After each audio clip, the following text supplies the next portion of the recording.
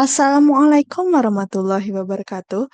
Perkenalkan, nama saya Najwa Zakia, mahasiswa program studi Teknik Informatika Fakultas Matematika dan Ilmu Pengetahuan Alam Universitas Negeri Semarang dengan NIM 24041300040. Pada kesempatan kali ini, saya akan mempresentasikan bagaimana cara menjalankan serta menginstal salah satu sistem operasi Linux yaitu OpenSUSE di dalam virtual machine. Untuk virtual machine yang saya pakai sendiri, itu dari aplikasi yang bernama VirtualBox, dan untuk sistem operasi OpenSUSE yang saya pakai sendiri adalah OpenSUSE Lib versi 15.6. Sebelum kita mulai melakukan prosesnya, ada dua hal yang perlu kita persiapkan. Yang pertama, kita perlu menginstal aplikasi VirtualBox ke dalam PC kita. Untuk drivernya sendiri, itu bisa diunduh dari website resmi VirtualBox, yaitu virtualbox.org. Lalu, hal kedua yang perlu kita persiapkan adalah file ISO dari sistem operasi yang kita butuhkan. Karena saya menggunakan OpenSUSE, saya mengunduhnya melalui website resmi dari OpenSUSE, yaitu opensuse.org. Setelah kedua hal ini sudah selesai dipersiapkan, maka kita siap untuk melakukan instalasi OpenSUSE di dalam virtual machine. Nah, untuk langkah pertama, kita membuat virtual machine baru menggunakan tombol New di sini. Saya akan beri nama OpenSUSE. Lalu untuk lokasinya ini bebas. Saya pilih di sini, di folder khusus. Oke, lalu ISO image-nya. Kita masukkan ISO image yang telah kita unduh dari website resmi OpenSUSE. Di sini sudah saya unduh. Kita buka di sini. Lalu untuk tipenya sendiri, kita menggunakan tipe Linux. Subtype ya kita menggunakan OpenSUSE dan versionnya kita menggunakan OpenSUSE 64-bit. Lalu kita langsung saja ke bagian hardware. Nah, untuk base memorinya sendiri, minimumnya adalah kita menggunakan 2 GB. Namun, sangat direkomendasikan apabila kita menggunakan 4 GB. Di sini saya akan setting menjadi 4 GB, yaitu 4096 MB. Lalu untuk CPU-nya sendiri, saya akan menggunakan 2. Lalu untuk hard disknya ini, kita setting memorinya menjadi 20 GB. Oke, konfigurasi virtual machine di bagian sini sudah selesai, kita tekan finish. Setelah selesai, jangan langsung dijalankan dulu virtual machine-nya. Kita konfigurasi lebih lanjut di bagian settings di sini. Kita klik, lalu kita ke bagian sistem terlebih dahulu. Lalu kita matikan floppy. Kenapa floppy perlu dimatikan? Karena floppy disk ini kapasitasnya udah terlalu kecil, lambat, dan sudah usang untuk kebutuhan sistem modern. Jadi floppy ini setelahnya sudah tidak terpakai. Lalu untuk memastikan kita urutannya adalah optical dulu, baru hard disk. Lalu ke bagian display. Ini bagian video memory. Kita maksimalkan, kita mentokin sampai 128 MB. Kenapa video memory ini perlu tinggi? Karena dia ini menangani bagian rendering grafis. Jadi video memory ini penting untuk performa dari virtual machine itu sendiri. Kita oke. Lalu kita bisa mulai virtual machine-nya. Nah, untuk virtual machine ini sudah mulai dan bisa terlihat kita diberikan tampilan seperti ini oleh sistem operasi OpenSUSE-nya. Kita navigasikan ke bagian instalasi.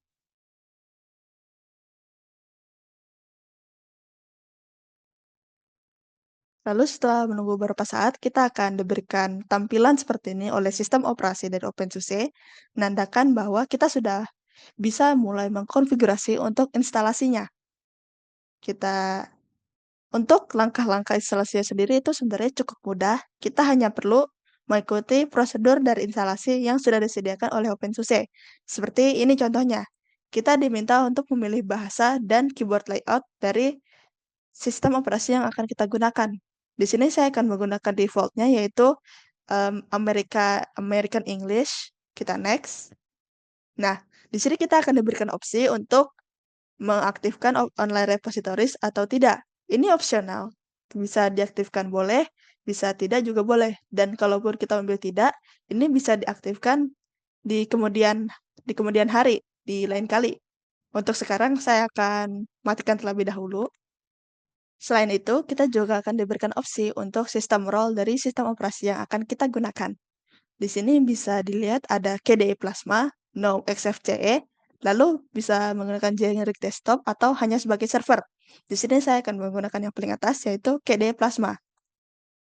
Nah, selanjutnya kita akan diminta untuk memilih jam dan zona waktu kita. Karena di sini saya tinggal di Indonesia, saya memilih di bagian Asia. Lalu untuk time zone-nya kita pilih di bagian Bangkok. Kita next.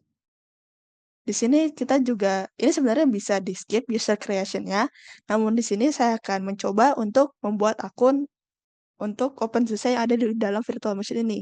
Saya beri nama-nama saya sendiri yaitu Najwa Zakia, lalu username di sini Najwa Zakia. Password-nya saya password sederhana saja, karena ini hanya sebagai percobaan instalasi. Nah, sebelum kita memulai instalasi dari OpenSUSE-nya, kita akan diberikan overview seperti ini. Lalu setelah kita sudah memahami overview-nya, kita bisa memulai instalasi dari OpenSUSE di dalam virtual machine kita. Kita klik install. Nah, dengan demikian, proses instalasi dari OpenSUSE sudah dimulai. Untuk durasi dari instalasinya sendiri, ini bisa memakan 15 sampai 30 menit. Ini kita tunggu sampai OpenSUSE-nya ini sudah selesai terinstal dengan sempurna. Apabila instalasi sudah selesai, maka sistem akan mereboot virtual machine secara otomatis. Nah, apabila sudah di-reboot seperti ini, maka langkah selanjutnya yang kita perlu lakukan adalah pertama, kita power off dulu virtual machine-nya. Lalu kita masuk ke setting dari OpenSUSE-nya. Kita ke bagian storage. Lalu kita remove bagian optical ini. Ini kita remove. Kenapa kita perlu me-remove disknya sendiri? Ini bertujuan untuk menghindari boot loop serta error. Selain itu, dia juga berfungsi untuk memastikan boot dari hard disknya ini. Kita oke. Nah, baru dari situ kita bisa memulai kembali virtual machine kita. Nah, apabila sudah muncul tampilan seperti itu, kita enter saja. Lalu, dia akan mulai masuk ke dalam sistem operasi dari OpenSUSE ini. Nah, kalau sudah muncul tampilan loading seperti ini, berarti proses instalasi sistem operasi OpenSUSE dengan virtual machine ini sudah berhasil. Saat ini kita hanya perlu menunggu sampai sistem operasinya sudah booting secara sempurna.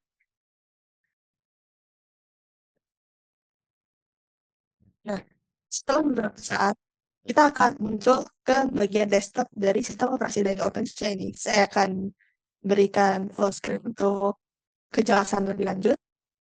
Nah, kita akan diberi misal welcome seperti ini, dan seperti yang kita lihat, kita sudah berhasil menginstal sistem operasi OpenSUSE di dalam virtual machine. Kita di sini bisa melihat ada beberapa aplikasi bawaan yang sudah terinstall di dalamnya, dan kita bisa explore sendiri sistem operasinya dan isi-isinya. Dengan demikian, instalasi sudah berhasil. Namun, rasanya tidak afdol apabila kita tidak mengetahui seluk-beluk dari OpenSUSE itu sendiri. Maka dari itu, saya akan lanjut mempresentasikan mengenai seluk-beluk dari OpenSUSE, mulai dari bagian sejarah serta kelebihan dari kekurangan si OpenSUSE itu sendiri. Baik, baik, di sini saya sudah menyiapkan materi mengenai OpenSUSE OS itu sendiri. Nah, bisa kita lihat di sini bahwa OpenSUSE ini adalah OS yang powerful dan versatile. Kita lanjut ke slide berikutnya.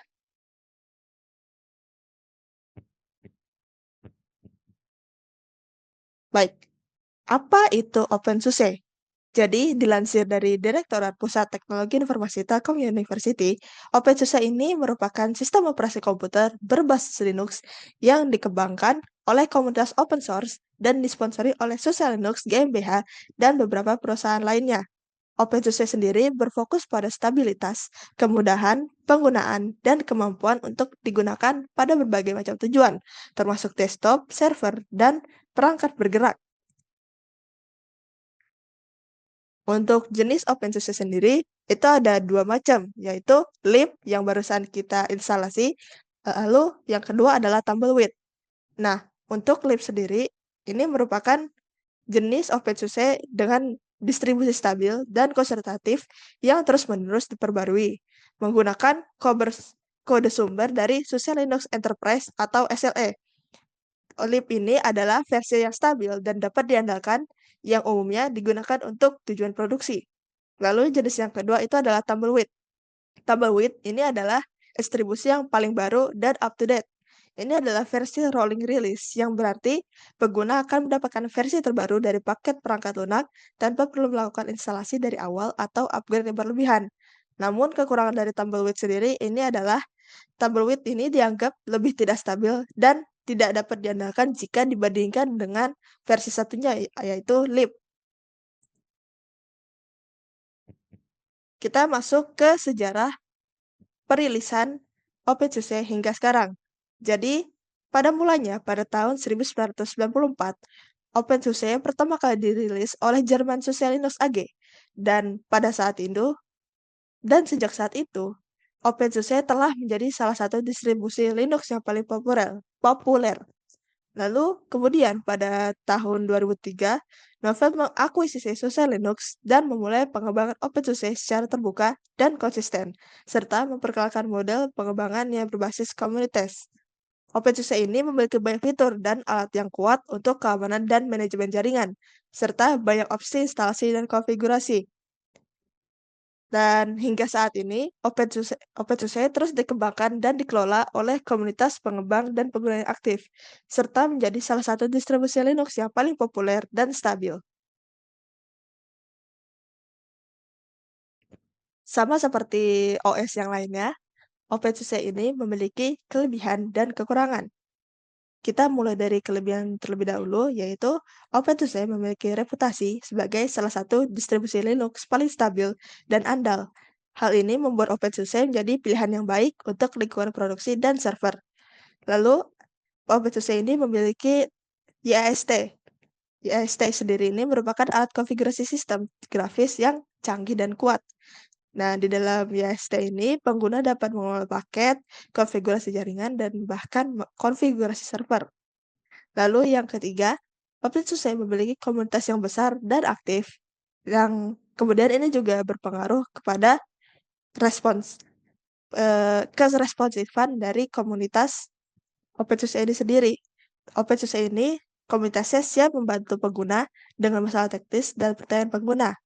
Lalu yang terakhir, OpenSUSE ini memiliki repositori perangkat lunak yang besar dengan lebih dari 10.000 paket yang tersedia. Hal ini membuat mudah untuk menemukan dan menginstal perangkat lunak yang diinginkan. Selain kelebihan, OpenSUSE juga memiliki kekurangan. Yang pertama, kekurangannya ini, OpenSUSE biasanya tidak memiliki dukungan untuk driver perangkat keras terbaru, dan terkadang perangkat lunak tertentu tidak tersedia dalam format paket yang diinginkan. Lalu, setelah dijelaskan sebelumnya, YST ini merupakan konfigurasi grafis yang canggih dan kuat, namun bisa terasa kompleks sehingga tidak intuitif bagi pengguna yang baru menggunakan Linux. Lalu yang terakhir, OpenSUSE ini tidak terlalu populer sekarang. OpenSUSE ini kalau dibandingkan dengan saudaranya kayak Ubuntu dan Debian, itu kurang populer sehingga sumber daya serta dokumentasi yang tersedia untuk membantu pengguna ini bisa dibilang cukup kurang. Nah, demikian video dari saya. Apabila ada salah kata, saya mohon maaf sebesar-besarnya. Wassalamualaikum warahmatullahi wabarakatuh.